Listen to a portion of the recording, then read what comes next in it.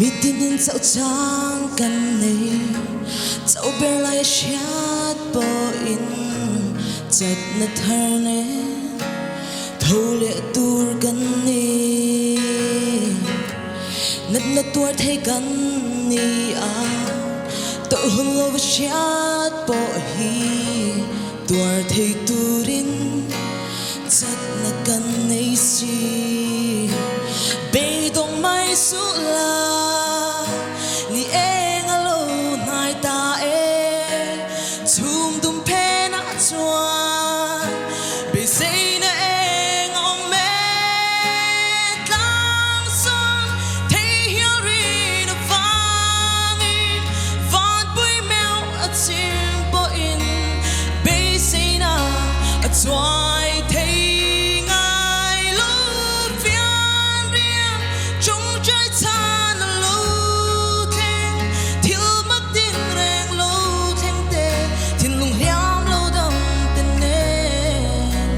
Rin na vangani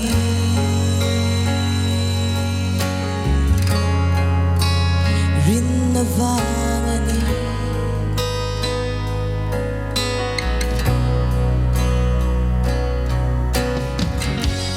Beng na siya ta boy mo lo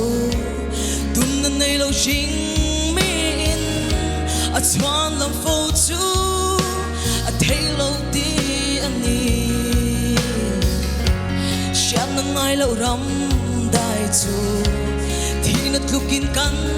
lao chi mà sẽ lung khăm tur anh mà re